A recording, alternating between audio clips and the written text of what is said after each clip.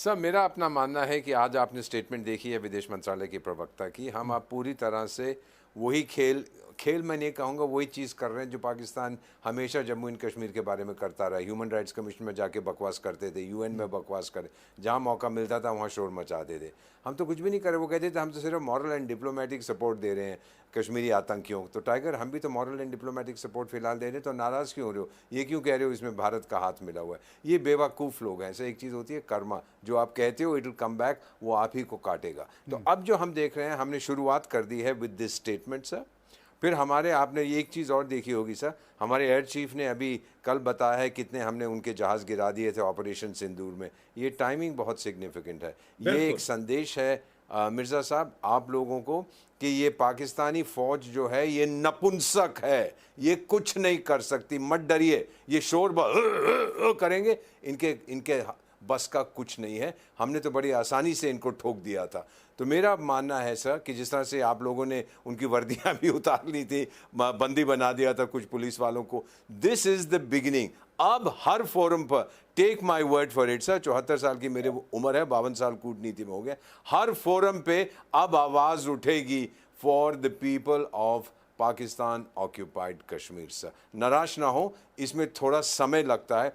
पहले आपको डोमेस्टिक माहौल तो आप लोग बना रहे हैं, फिर अंतर्राष्ट्रीय माहौल बनेगा, और उसके बाद आप देखेंगे फिर कैसे बहुत ही जल्दी सर ये आपको ऑप्शन मिलेगा कि आप क्या चाहते हैं। या तो वो जो वहाँ की सरकार आपके हाथ जोड़ेगी, मैक्सिमम ऑटोनॉमी ले लो, या फिर in total separation from Pakistan and वापस आना चाहते हैं आप भारत के पास। Sir please trust me sir, समय लगेगा लेकिन ये होगा ज़रूर सर। मिर्जा साहब, भरोसा करना पड़ेगा आपको। नहीं नहीं, मेरे भरोसे का नहीं है। मैं तो हूं ही भारतीय नागरिक, मेरी तो टेंशन ना लें आप। जी। टेंशन मुझे जनता की है। ये कह रहे हैं राजनाथ सिंह ने बयान दिया है, तो उनका बयान मैंने खोला है अभी, ये 20 मिनट पहले उनका बयान आया है। इसमें उन्होंने कहा है कि Rajnath Singh stern warning to Pakistan and the strategic importance of Sir Creek sector. इसमें पीओजे के आंदोलन की कोई बात नहीं है। बात यह है, मैं आपको एक बताता हूँ। आप यूं समझे ना कि मैं फॉरवर्ड पोस्ट पे भारत माता का सिपाही खड़ा हूँ, जो कह रहा है मिलाओ फोन मिलाओ, वो वॉर जोन से मैं फोन कर रहा हूँ, मैं कह रहा हूँ please send in reinforcements, send in reinforcements, और वो कह रहा है reinforcements are on their way, they are on their way, but they never arrive, they never bloody arrive, and my whole platoon is dead, and then I'm standing there, you know, looking left, right and center, you know what to do next. मैं आपको ये बताता हूँ, मेरा काम है अपने देश के साथ सच बोलना। मेरा काम यहाँ पे सनसनी फैलाना नहीं है। मेरा काम है सच बोलना, चाहे वो सच कितना ही कड़वा और मुझे बाइट बैक क्यों ना करने वाला हो।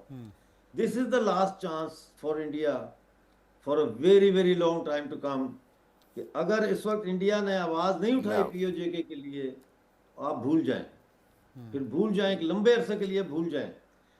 ये मेरी रीडिंग है ना। आप एक इंटेलिजेंस ऑफिसर को भेजते, लाएं, सबको लाएं, स्क्रीन पे दीपक साहब को भी लाएं और सिवाज साहब सर को भी लाएं, सबको लाएं ना, बैठे हम इकट्ठे, मुझे अकेले को ना दिखाए, ये ना, सबको लाएं।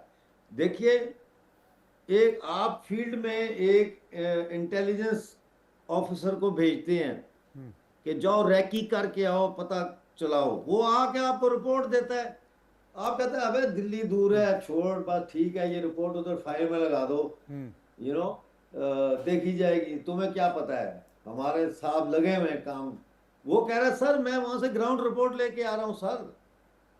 तो वो बात यह है, मेरा काम है कि मैं प्रॉपर जो हालात हैं वो बताऊं।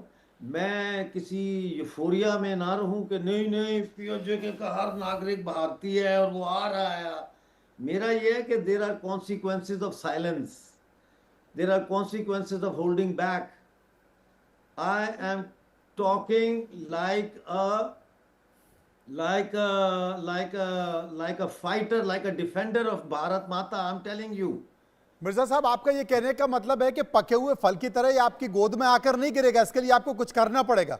भैया आप मुझे बताएं, बगैर दाई के बच्चा पैदा हो सकता है?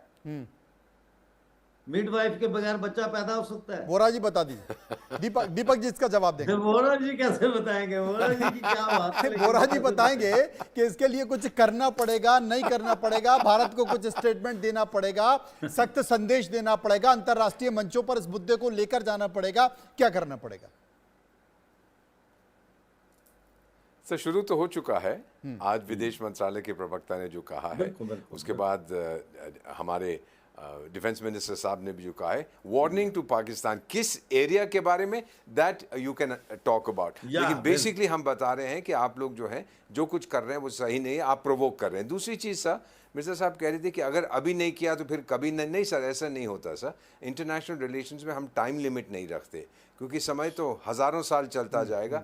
एक समय आ रहा है, बिल्डअप हो रहा है सर। देखिए कितने सालों से 1947 से लेकर कब तक पाकिस्तान ने कोशिश की थी कश्मीर के इशू को इंटरनेशनलाइज करें। क्या हुआ सर? जो कश्मीर का हिस्सा मेरे पास था वो मेरे पास रहा सर, जो उन्होंने ज़बरदस्ती कब्ज़ा किया था वो उनके पास था। अब उनको लग रहा है कि जो उनके पास पाकिस्तान ने जो कब्ज़ा कर रखा है गैर कानूनी तरीके से, वहाँ पर जो बगावत हो रही है वो जा रही है, वो हिस्सा चला जाएगा। सर मेरी बात मानिए सर, ये जो प्रोटेस्ट हैं मिर्ज़ा साहब, मैंने देखे हैं सर, ये शुरुआत होते हैं प्रोटेस्ट, आपकी पाकिस्तान की फ़ौज को एक ही तरीका आता है, गोली मारो उसको तो वो खामोश हो जाएगा। कुछ देर के लिए खामोश हो जाएगा, फिर भड़केगा। सर ये कैलिगुला जो रोम के एम्परर थे, मैं आपको बताता हूँ उन्होंने क्या कहा था। सर आप तो बहुत ज्ञानी हैं। एक चीज़ उन्होंने कही थी, ओडोरेंट डुम मेटुआंट। इसका मतलब ये पाकिस्तानी फ़ौज की पॉलिसी है, भले ही कश्मीर के लोग मुझसे नफ़रत करें लेकिन मुझसे डरते रहें।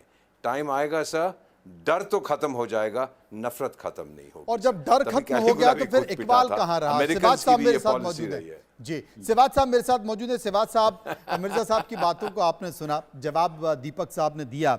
वो कह रहे हैं कि कुछ तो करना पड़ेगा, और यकीन मानिए, मेरी बातों का भरोसा रखिए, पीओके के लोगों का जो सब्र है वो टूट रहा है, और अभी नहीं तो कभी नहीं।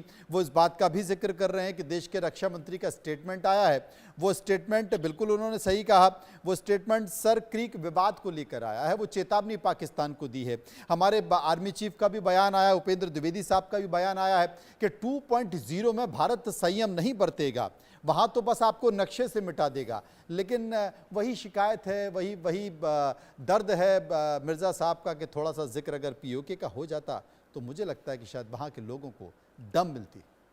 देखो मनोज, मैं एक बात बताना चाहूँगा कि हमने जो ऑपरेशन सिंदूर किया था उसको अभी ख़त्म नहीं हुआ है, उस पर पॉज लगा है। मगर जब अब ये पैरा सिंदूर 1.0 किया था उसके बाद कितना समय होगा, मगर अब क्यों स्टेटमेंट दी जा रही है? इसका मतलब कहीं ना कहीं इस बात को ध्यान दिया जा रहा है कि जो पीओके मोर है। आप देखें, डिफेंस मिनिस्टर ने भुज में जाके सर क्रीक के इलाके में बोला, मगर बोला क्या कि हम आपकी ज्योग्राफी और हिस्ट्री चेंज कर देंगे। सर क्रीक से कराची के लिए रास्ता जाता है, तो वो एक प्रकार से पाकिस्तान को अगवा किया है। आज आप देखें कि आर्मी चीफ ने क्या बोला कि अगर आप आतंकवाद छोड़ेंगे नहीं तो हम आपकी इस बार ज्योग्राफी चेंज कर देंगे। फिर आज आपके एयरफोर्स के चीफ ने बोला है। कहने का मतलब है ये इशारा उसी तरफ है, पाकिस्तान को घेरने की कोशिश है।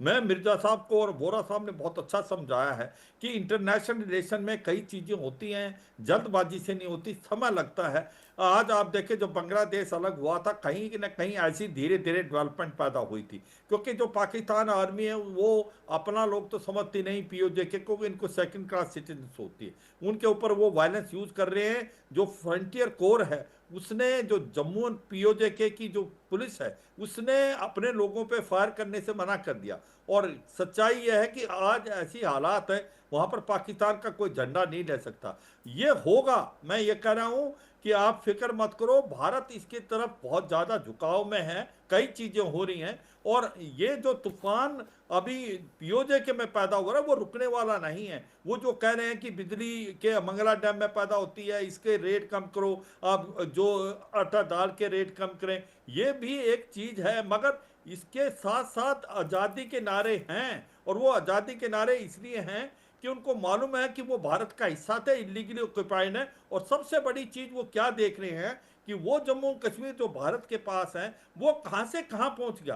तो वो उनको पता है हमें सेकंड क्लास सिटीजन माना जा रहा है, वहां लोग खुश हैं, वहां पर अमन शांति है। तो मैं यही कहूंगा मिर्जा साहब को, कुछ बहुत कुछ हो रहा है जो वोरा साहब ने भी इशारे में किया। और ये जो लास्ट 48 घंटे में आप देखें डेवलपमेंट, कि हमारा डिफेंस मिनिस्टर ने बोला, आर्मी चीफ ने बोला, एयरफोर्स चीफ ने बोला। अब क्यों? क्योंकि अब ये पीओके में जो हो रहा है उसकी तरफ इशारा है, और मुझे लगता है कि ये जो अब चिंगारी लगी है ये तूफान बनेगा, और पाकिस्तान ऑक्यूपाइड कश्मीर वो समय दूर नहीं, वो भारत का हिस्सा बनेगा।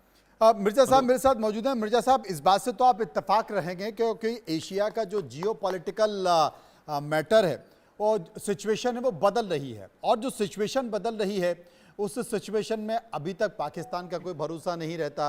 वो कब चाइना के साथ खेल रहा होता है, उसके बाद कब वो अमेरिका के पास चला जाता है, उसके बाद वो सूटकेस के से निकाल कर सेल्समैन बन जाता है, वो रेयर अर्थ देने लगता है। लेकिन जो पाकिस्तान का जो 3 हिस्से हैं, चाहे वो बलूचिस्तान हो, खैबर पख्तूनख्वा हो और पीओके में, सबसे ज़्यादा ज्वलंत आपको क्या लगता है? और क्या वाकई मुनीर और शाहबाज जो मिलकर एक साथ खेल रहे हैं, पहली बार हमने देखा है, वरना अभी तक तो तख्ता पलट हो चुका होता ऑपरेशन सिंदूर के बाद, अब जो एक साथ एक जाजम पर खेल रहे हैं, क्या आपको लगता कि ये कोई नई स्क्रिप्ट, नई कहानी रच रहे हैं?